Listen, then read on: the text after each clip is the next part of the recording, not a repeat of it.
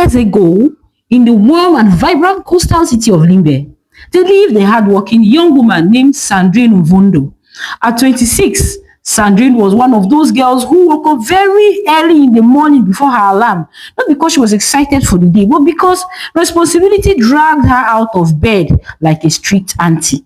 She ran a small hairdressing salon near my wall, and although the place wasn't big, her hands carried magic. Her braids were so neat that customers used to whisper, "If Sandrine touches your hair, forget it. Even your enemies will compliment you." She lived alone in a modest one-room apartment, the type where you open the door and immediately see everything you own. But it was peaceful, clean, and hers. And in Limbe, having your own space was already a testimony. Her closest friend was Colette. Colette Ndikum. If beauty was a country, Colette would be the president and minister of enjoyment. She lived across town in a high-class estate where even the gateman spoke English like someone who studied abroad. Her house was big, neat, and filled with expensive perfume that could make angels turn back and say, "Wait first, who passed here?" Colette was a fashion designer, but let us tell ourselves the truth. Her real career was living above her means with confidence. She dressed like her bank account had no bottom. New clothes every week, designer sunglasses bigger than her face. But if you checked her real wallet, you would cry because she had nothing of her own. Her soft life was sponsored entirely by her wealthy fiancé, a man with money and ego. The kind of fiancé who bought her an iPhone for apologizing late because she had mastered the art of living expensively on someone else's budget. Yet, despite all her luxury, Colette was always borrowing from Sandrine. She had money for shoes, nails, parties, but somehow she never had money for the simple things like fixing her zip, buying needle and thread, buying ordinary edge control and wigs. That was Sandrine's permanent job. But Sandrine never really minded. She had partly grown up with Colette. From childhood, they were inseparable.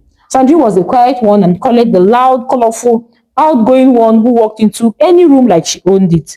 Yet somehow, their opposite personalities blended perfectly.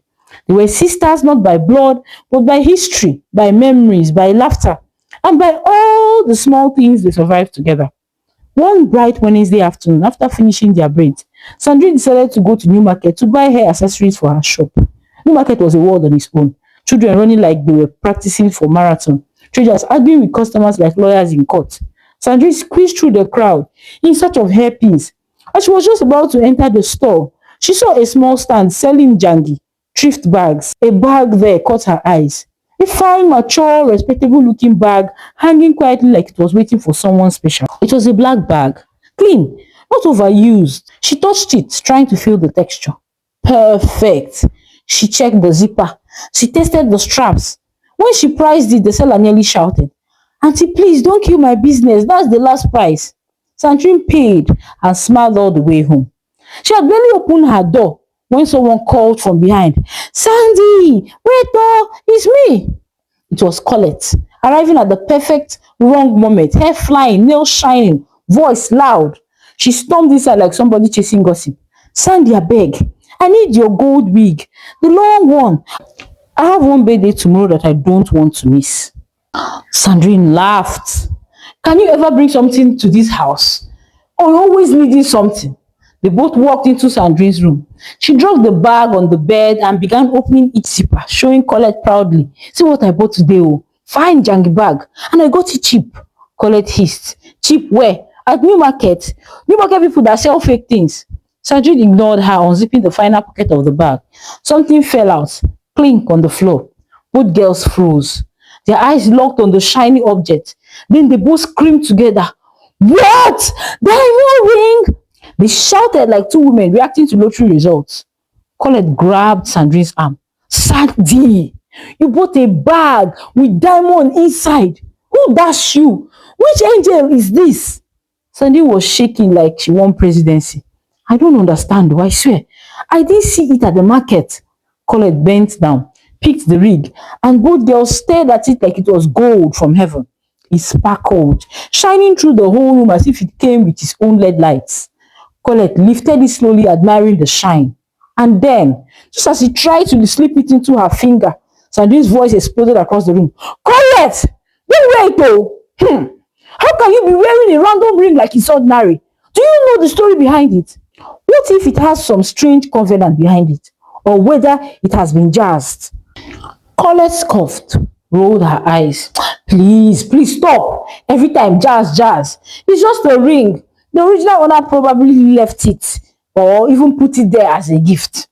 Colette snapped her fingers loudly like she was calling somebody's destiny to attention. My problem with you is your stubbornness. I've warned you. If someone follows you after, don't call me, oh.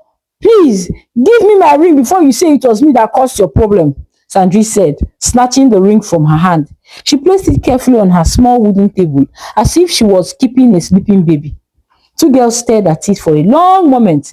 The room suddenly felt quiet, like they were watching a suspicious animal. Then Colette sighed dramatically and said, borrow me the wig now, I'm late. Sandrine burst into laughter, handed her the wig, and just like that, the evening went back to normal. They gisted, teased each other, shared juice, and parted ways, completely unaware that the harmless-looking ring lying quietly on the table had already started writing a new chapter in both their lives. For the next few weeks, life moved smoothly. Sandrine went to her salon every day. Colette was also living her usual routine, the kind of life that looked perfect on Instagram, even if reality sometimes disagreed. She was a tailor, yes, but not the regular type. She had a small but classy fashion studio in Limbe, painted cream and gold with artificial flowers at the entrance and a ring light permanently waiting for selfies. She wasn't the most serious businesswoman. Half the time she arrived late, and the other half she was taking pictures instead of sewing. But somehow, Colette was doing well in it. God gave her grace, and high-class customers loved her loud personality. Politicians' wives, influencers, rich aunties from Boyandwala, they all liked her. They would come to her shop to gist and show her outfits they wanted recreated. Colette could sew a dress in 2 hours if she was in the mood. And when she finished, she would pose beside the mannequin and post on Instagram. Another masterpiece by Colette Couture. Soft life only. Her page was full of vacations she never took, perfume she didn't buy herself, and captions like, my man is my peace, God is doing things. Meanwhile, most of the soft life came from her fiancé, a man who genuinely loved her and funded half the things she showed online. He paid her shop rent. He bought her fabrics. He even bought her an automatic sewing machine when she complained the manual one was giving her a lot of stress. But Colette, if you saw her outside, you would think she was the first lady of Limbe. Every weekend she had one event or the other. Everything was normal until one bright Saturday morning. Colette had planned as usual to go for a wedding, so she called Sandrine. When Sandrine saw her phone vibrating with Colette's name on it, she groaned. It's a Saturday morning. I hope this girl is not calling to borrow another wig again. She picked. Hello? Colette's voice exploded. Sandy, quick, I'm going for one big wedding with my fiancé today. It's a high-class event, please. Okay, and Colette took a dramatic breath. Abeg, give me that your long bouncy wig now. I want to dress like I'm a Victoria's Secret model. Colette, why can't you wear what you have? Or tell your big husband-to-be to buy wig for you for once. Colette hissed like a frying pot. Why should I buy wig when my best friend is a hairstylist? Now your shop is my showroom now. I'm even helping your business. When people see me, they'll ask who did your hair, and I will say it's you. Sandrine nearly choked. Helping which business? Do you pay for all the borrowing you borrow? Colette ignored her completely. Sandy, please, abeg, I don't have time. I'm already late. Can I come now? I'm not at home, oh, Sandrine replied. And the wig is in my room. Well, the spare key is under the mat. When you get to the house, check under it, you see it there. Don't forget to lock the doors and keep my key back when you're done, oh. Colette shouted, thank you, my love. God will reward you. And I owe you. Sandrine muttered, you owe me a lot, oh. But the call had already ended at the time. Colette's heels hit the ground like she was walking on runway. Quam. She picked the key under the mat, opened the door, and stepped inside Sandrine's neat little room. She went straight to the wardrobe. Fresh, soft. I'll slay today, she told herself, looking for the wig brush. As she reached for the wig brush inside the drawer, her eyes caught something shiny, something familiar. The diamond ring. Still lying there, still sparkling like it had personal beef with darkness. Colette smiled. The ring stared at her. She stared back. Slowly, she picked it up. It glowed in her hand. The ring will match my outfit. Her eyes softened. Her lips curved. Her spirit left her body and went for praise and worship. Before her brain could remember Sandrine's warnings, her fingers already sliding the ring onto her hand. Hey, it fit oh. And it's tight. Like the ring had been waiting for Colette's finger since World War II. She smiled at her reflection. I look expensive. Then she dialed Sandrine's number immediately. Sandy, I took the ring and I wore your ring. Don't worry, I'll return everything tomorrow in perfect condition. Sandrine screamed on the phone. Did you wear that ring? Colette, remove it now. I've told you to remove. Colette cut the call. I beg. I don't have time for her and the village stories. She grabbed her purse, sprayed perfume, flipped her wig dramatically and walked out of the house like somebody stepping into the runway. Little did she know she was stepping into something else entirely. The wedding reception was madness, a good kind of madness. Colette was shining like fresh money. People were whispering, who is this girl? She must be marrying a millionaire. And Colette, she was floating. Her shoulder pads were raised. Her confidence was doing gymnastics. Her wealthy fiancé even held her hand like a trophy as she stepped out of the hall. Later that night, he drove her home in his clean, shiny SUV. He parked in front of her compound and kissed her forehead. Colette smiled shyly, the type of smile that could melt butter. Oh, baby, thank you. She stepped out of the car gracefully. As she was trying to cross the gutter just in front of her house, her ankle twisted sharply. She screamed. Before she knew it, she was sitting inside the gutter, dress stained. Her fiancé rushed out, panicking. Colette, are you okay? She forced a smile, even though her leg was throbbing. Baby, I'm fine. It's just small. He helped her up, dusted her dress, and watched her limp into the compound. The next morning, Sandrine was in her salon washing combs when her phone rang. It was Colette. She picked it up with her usual tired voice. Hello? Colette started screaming excitement. Sandrine, you won't believe how people were admiring yesterday. The way they were looking at the ring there. Hey! Like I was an international celebrity. Sandrine frowned. Which ring are you talking about? Colette laughed boldly. What stupid question is that, eh? Your ring, of course. That diamond ring, Sandy. I felt like queen of Limbe. I'm not returning that ring anytime soon. No, please let me rock it small. Sandrine choked. Colette, remove that ring. Remove it now. How can you say? Colette ignored her, shouting completely. Even my fiancé was even asking me where I got it from. Imagine me. People admiring my shine. Sandrine swallowed anger. Colette, please be careful with that ring. Be careful. There's something about it. Not. Colette started laughing so loud. Sandrine moved the phone from her ear.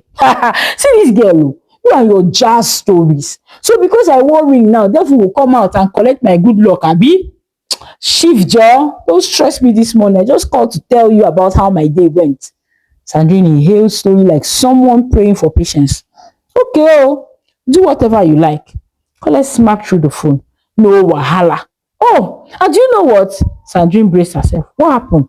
Colette said it casually like someone mentioning the weather. I almost fell down into the gutter last night too. My fiancé dropped me in front of the gate. I just felt a strange wind and before you know it, I slipped. I even twisted my ankles. But it's not in sha. It's just small pain. Sandrine screamed. I told you. Colette hissed. Please don't start there. Don't say it's the ring, I beg. Don't bring your village theory. Leave me alone, I beg you. But Sandrine finally whispered, Colette, you know it might be the ring. Colette burst into another laughter. I beg, shut up. You and superstition. Now you witches they follow. She ended the call laughing. But Sandrine, she felt a sudden coldness in her stomach. Because accidents happen. But sometimes, accidents send warning letters. And this was just the beginning. The first few days passed smoothly. Colette even forgot about the sleep near her gutter. But on a random Wednesday, the first sign slipped in. A loyal customer who never complained suddenly started complaining. Colette, this hem is not straight. Colette, the zip is crooked. You don't usually make this kind of mistakes. What is this? Colette was shocked. She checked the dress and actually realized the complaints were valid. Something she never did. She took the dress, losing it and corrected it, apologizing. Normal bad day, she thought. 2 days later, another customer complained about loose stitches. Colette frowned. Did I sew this in my dream? She didn't think too deeply about it. Sometimes tailors had bad weeks. Life continued. But by the second week, things became even more challenging. Three clients picked up their clothes complaining and never returned. Only one sent a message. Thanks, but I will never sew with you again. You spoiled my expensive dress. Her apprentice whispered, Auntie, I don't understand. People used to fight to book you. Colette hissed.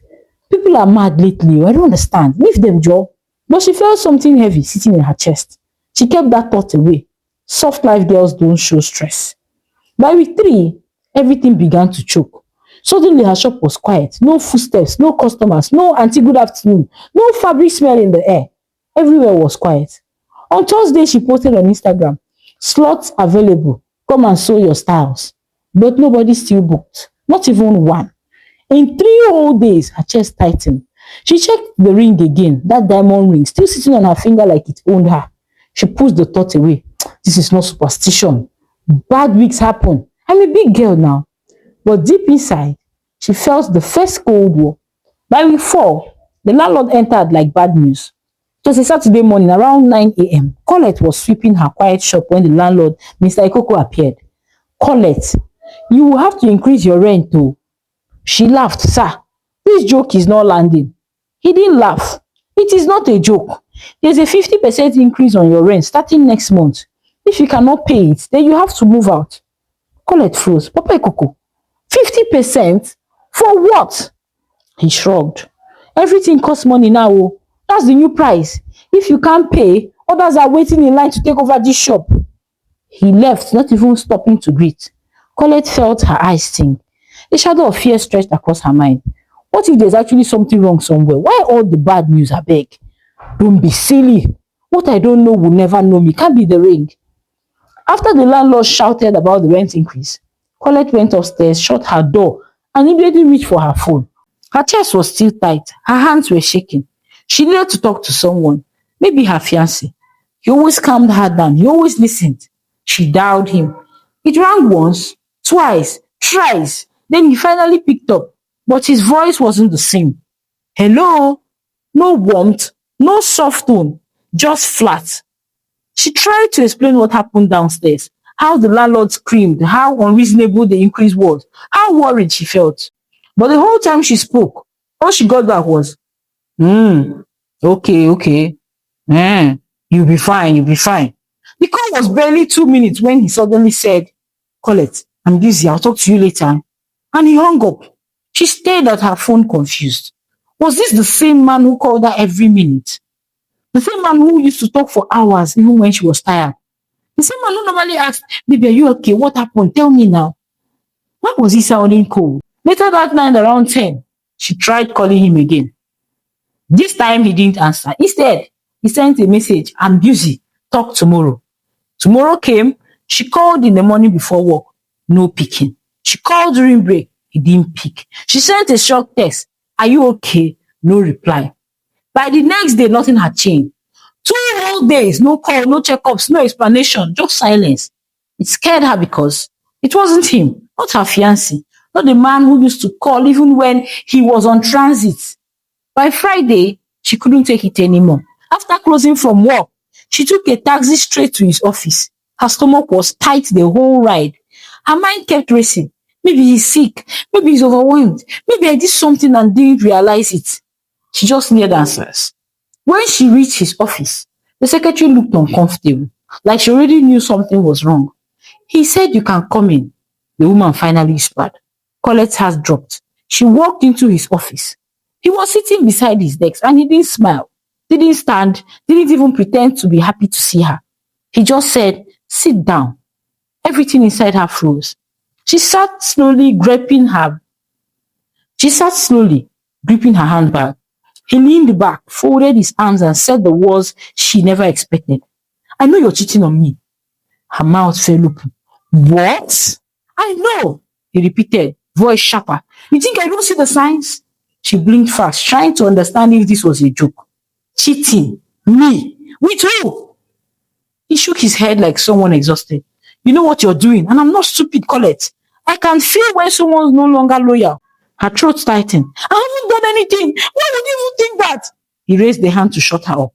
I don't want explanations. I've already made my decision. He removed the ring box from the drawer and pushed it towards her. We are done. I need my ring back by tomorrow. Just like that. No discussion, no evidence, no moment to breathe. Accused, judge, sentenced and dismissed. It felt like someone dragged the blade straight through her chest. She stood up slowly, feeling the room spin. So that's it, she whispered. He looked away. Goodbye, Colette. Her eyes burned, but she refused to cry in front of him. She walked out of that office with her heart crumbling piece by piece. When she got home, she burst into tears. She shut the door, leaned against it and slid down to the floor. How? She cried into her palms. How did my life just scatter like this? In less than 1 month? Why? Everything was falling apart so fast. Her apartment, her job pressure, now her relationship. She looked at the ring on her finger. Once a promise, once a pride. Something inside her snapped. She yanked it off and flung it across the room. It hit the wall with a sharp metallic sound and rolled under the dresser. She let out a shaky breath and wiped her face, exhausted. Later that evening, she stepped out to buy sachet water from the small shop near the estate gate. On her way back, she noticed a jeweler store set up beside the walkway. A man in his late 50s arranging bracelets and rings under a small canopy. He looked up and smiled at her gently. You look troubled, my daughter, he said. Your eyes are red. She tried to smile, but her voice broke. It's been a hard week, sir. My friend thinks it might be tied to a ring. He raised his eyebrows. A ring? She nodded slowly. The old jeweler adjusted his glasses and leaned closer. My dear, you may not believe this, but it is very possible. Some rings carry energy, good or bad. Some come with stories. Colette swallowed, heart pounding. He continued, if you want to know the truth, go and bring the ring. Let me look at it properly. She hesitated for a moment and then nodded. I'll bring it. She wiped her eyes, sat up slowly. The next morning, Sandrine woke up to 3 missed calls from Colette. She wiped her eyes, sat up slowly and dialed back. Colette answered immediately, voice small, nothing like her usual loud, dramatic self. Sandy, please come to my shop. I don't even know what is happening to me again. Sandy dressed in a hurry and took a bag straight to mile 2. When she entered the shop, she froze. Colette was sitting on the floor, back against the wall, eyes swollen, hair scattered, her clothes tied carelessly across her chest. Her sewing machine was open, her scissors were on the ground. Her tape rule was torn into 2 sad pieces on the table. It didn't look like a shop. It looked like the aftermath of a spiritual fight. Sandrine rushed to her. Colette, what is it? Talk to me. Colette lifted her head slowly. My fiancé left me. Sandrine swallowed. I'm so sorry. Colette shook her head. You don't understand, Sandy. Colette whispered, pacing the room with both hands on her head. He didn't even ask questions. He didn't even try to hear from me. He just stood there accusing me. Me, as if I'm capable of cheating. Me, Colette. Her voice cracked. He didn't argue. He didn't explain. He just said he knows what I'm doing and that he's done. Like I'm some stranger, Sandy. What did I do? How did I become the villain in my own relationship? Why is everything I love suddenly turning against me? Her voice cracked and she broke into fresh tears. Sandrine pulled her close. Baby girl, remove that ring. I've removed it though. I removed it yesterday for the first time. Her hand trembled. Sandy, I'm scared. I know, Sandrine whispered. I spoke to a jeweler around my house and he asked me to bring it so he would look at it. Then what are you waiting for? Let's go and meet him immediately. They locked the shop and walked out. No makeup, no wig. When they reached the jeweler's place, the man was sitting outside sharpening a small metal tool. He was old, the kind of old that had seen too much and didn't want to see more. Sandrine greeted politely. Papa, good afternoon. The man looked up, nodded and returned to his stool. Colette stepped forward with shaky hands. Papa, please, I brought the ring for you to check. She placed the diamond ring on his wooden table. Immediately the ring touched the surface, the man's hand paused mid-air. He stared at it for 3 seconds too long. Then he looked up again slowly. Where did you get this? Sandrine and Colette exchanged glances. Sandrine spoke first. It was inside the thrift bag I bought. The man's eyes darkened. And who wore it among you? Colette raised her hand slowly. The moment the man picked it up, he hissed sharply and adjusted his glasses. His face tightening in a way that made her chest squeeze. My daughter, he said quietly, turning the ring between his fingers. This ring is not ordinary. Colette's heart thumped. Please, sir, what is it? The man exhaled deeply, the kind of tired, heavy breath someone releases before telling a story they wish they had never heard. He shook his head slowly. I've seen this ring before, he murmured. His thumb traced the edge carefully, almost fearfully, and the story behind it, is not a good one. Colette's mouth went dry. What are you saying? The jeweler looked up, his eyes suddenly older. My dear, I've sold jewelry for over 35 years. I've seen good luck rings, wedding rings, inheritance rings, and I've also seen cursed rings. He placed the ring back on the table as if it burned his fingers. This one, he said, raising a trembling hand, is cursed. Colette stepped back, shocked. Cursed? How? Why? He shook his head again. I can tell when a ring carries darkness. This one, something happened with it. Something that destroyed the last person who wore it. Her breath caught in her throat. The man sighed deeply. I don't know the full story, my daughter, but I know someone who can help. Someone who has seen through things. He pointed at the ring without touching it again. Take it and go and see him. Tomorrow morning, if you can, he will tell you everything. Colette stared at the ring, the same ring she had worn so proudly just a month before, now sitting on the table like a quiet threat. For the first time since the breakup, her fear replaced her heartbreak. Something was wrong, terribly wrong. By morning, her eyes were heavy and sore, but she still got dressed quickly. She called Sandrine at 7 a.m., her voice shaking. Sandy, please come with me now. I can't go to this kind of place alone. Sandrine didn't ask questions. I'm coming, she said immediately. 30 minutes later, they were walking together towards the jeweler's store.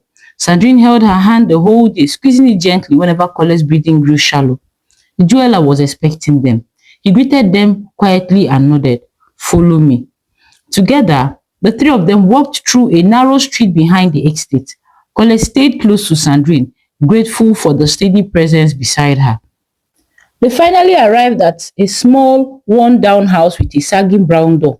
The jeweler knocked once. A deep voice answered, enter. Inside the room was dim and filled with old objects, cowries, herbs, carved figures, books with torn edges. An elderly man sat in the center, his eyes sharp and unsettlingly aware. The moment Colette and Sandrine stepped inside, he looked up. You brought the ring, he said, not asking, stating. Colette nodded and placed the ring on the table, her fingers trembling. Sandrine immediately rested a hand on her back. The seer didn't touch the ring. He just stared at it for a long time. Finally, he spoke. This ring has caused a lot of downfall. Sir, please explain. My friend has been suffering. Everything fell apart at once. The seer nodded, eyes still locked on the ring. My daughter, he said to Colette, this ring is not ordinary. Colette swallowed. What does that mean? The old man inhaled deeply, a heavy, reluctant breath. I've seen it before. Sandrine's hand gripped Colette tighter. The seer continued. 22 years ago, a woman named Clarice owned this ring.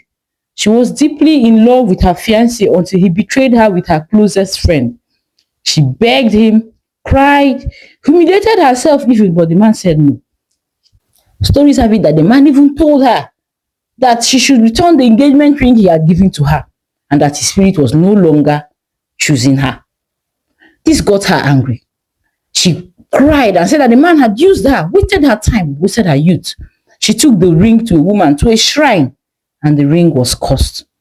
She said any woman who wears it will carry her heartbreak, her loss, her disappointment, her shame. That was when she returned it. Colette's knees weakened.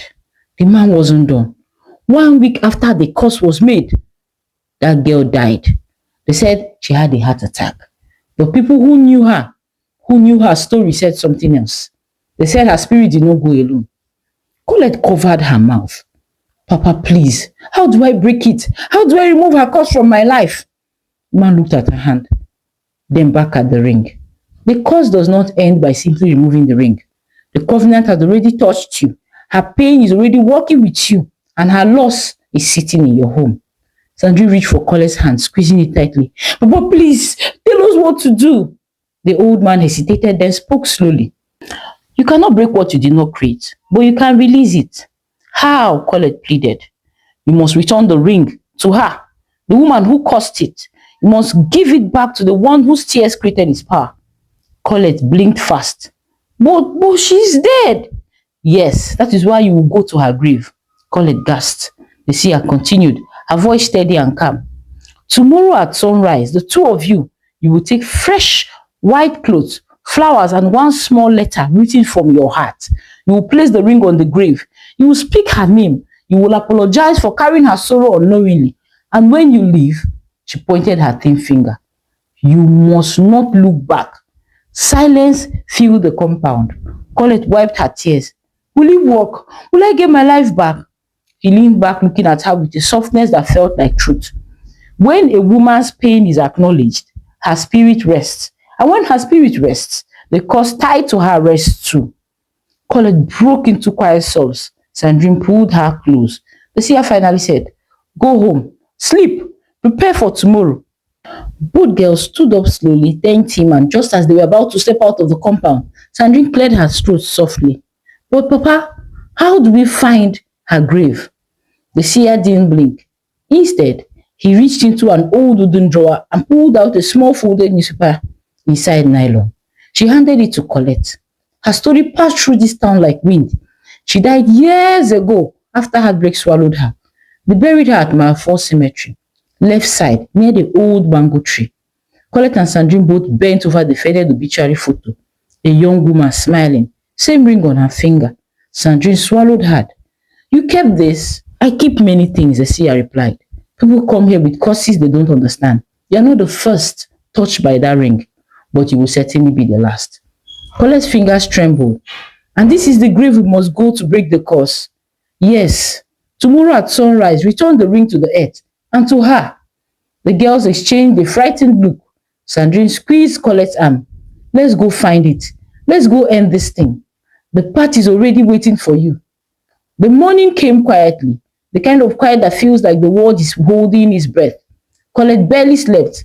Sandrine woke her before sunrise. They wrapped the ring in a small white cloth, took flowers, and walked out of the compound with shaky hearts. A taxi dropped them near Mile 4 Cemetery. The air there felt different, thinner, heavier, like someone was watching. Sandrine held Colette's hand tightly. Let's just do it and go home. They walked between the row of graves until they saw it. The old mango tree, leaning slightly to the left. Just beside it was a simple cement grave with a faded name. Clarice Boma, 1993 to 2019. Colette froze. The same surname from the obituary. The same woman wearing the ring. Her legs weakened. Sandrine, this is it. Sandrine nodded slowly. Talk to her. Just from your heart. Just tell her from your heart. Colette stepped forward, placed the flowers gently on the grave, then unfolded the white cloth. The diamond ring sparkled faintly. For the first time, Colette didn't feel proud of his beauty. She felt sorrow. Deep, heavy sorrow. The kind that sits on your chest like a stone. She placed the ring directly on the grave and knelt. Her voice trembled. Clarice, I don't know you, but I'm sorry. I don't know I was carrying your pain. I don't know this ring still belonged to you. I'm returning it now. Everything that came with it, please forgive me. Her voice cracked. Please, release me. I don't want your tears to be my story. Rest, please. Sandrine stood behind her, whispering soft prayers under her breath. A small breeze blew, light but sharp, not cold, not warm, just there, like someone sighing after carrying something heavy for too long. Colette placed the white cloth over the ring, arranged the flowers, and stood up slowly. Sandrine whispered, let's go. They walked away quickly. Halfway to the exit, Sandrine remembered the seer's warning. She grabbed Colette's wrist. Don't look back. Colette nodded. They kept walking until they reached the road and found the taxi home. The next morning, something strange happened. Colette woke up before her alarm. Bright, clear, and calm. For the first time in weeks, her chest didn't feel tight. Her shop phone beeped. A customer she thought she had lost forever sent a message. Madam Colette, are you around today? I need 2 dresses urgently. I trust only you to do it for me good. Another message followed. Hi Colette, can I book you for the end of the month? I have a dinner I'll be attending and I'll be needing a dinner outfit. She stared at her phone, breathless. Sandrine called her immediately. How you dey feel this morning now? Colette smiled genuinely. I'm feeling light, like something left my body. You see, I told you. Before noon, her landlord sent a text. I've reversed the eviction. I've thought about what you say. You can pay what you have. Maybe from next year. There is no need to rush. Colette covered her mouth in shock. She couldn't believe how fast the thing was reversing. By evening, her fiancé Kelvin showed up at her shop with a quiet, tender apology. He held her hands. I don't know what happened these past weeks. I just knew something was wrong. If you let me, I want us to start over. Colette didn't jump. She just nodded softly. Okay, no problem, but we'll take it slow this time. That night, she sat in Sandrine's room, both of them drinking juice and laughing for the first time in a long while. Sandrine smiled at her gently. You see why I warn you about things? Colette rolled her eyes playfully. Yes, oh, yes, Mama Tradition. I've heard you. I've learned. Both girls burst into laughter. Colette leaned back, exhaled deeply and said quietly, I feel so free. Sandrine nodded. They sat in silence for a moment, grateful. The course ended where it began. And for the first time in many, many weeks, Colette's tomorrow finally felt like her own again. In the weeks that followed, life quietly returned to normal for Colette. But something inside her had changed. Sandrine noticed it first. Colette no longer walked into her room, opening drawers anyhow. She no longer assumed everything was hers to borrow. She no longer carried that carefree attitude of, my friend has it, so it's also my own. And for the first time since Sandrine had known her, Colette stopped depending on Kelvin, her fiancé, for every single thing. She started going to her shop early. She handled her customers herself. She stopped expecting her fiancé to fix every problem or sugarcoat every mistake. At first, Kelvin was confused by the change. One evening, he asked her softly, Babe, are you sure we are okay? You don't ask me for anything again. Colette smiled, not with pride, but with new clarity. We are fine. I just realized I need to stand on my own 2 feet. If my whole life depends on somebody else's pocket, then one small storm can scatter everything again. Kelvin nodded slowly, touched by her honesty. Sandrine later told her, finally, you're reasoning like a responsible woman. Colette laughed. You know, this whole thing taught me a big lesson. Not everything we see we will carry. Not everything that shines is ours to wear. And sometimes, borrowing what doesn't belong to you can make you borrow the owner's burden too. Sandrine smiled. At least you have learned something. Colette nodded, her voice calmer, steadier. From now on, if I want something, I'll work for it. If I need something, I'll ask properly. No more touching things that are not mine. No more depending on any man to carry my entire life. I want a life of my own.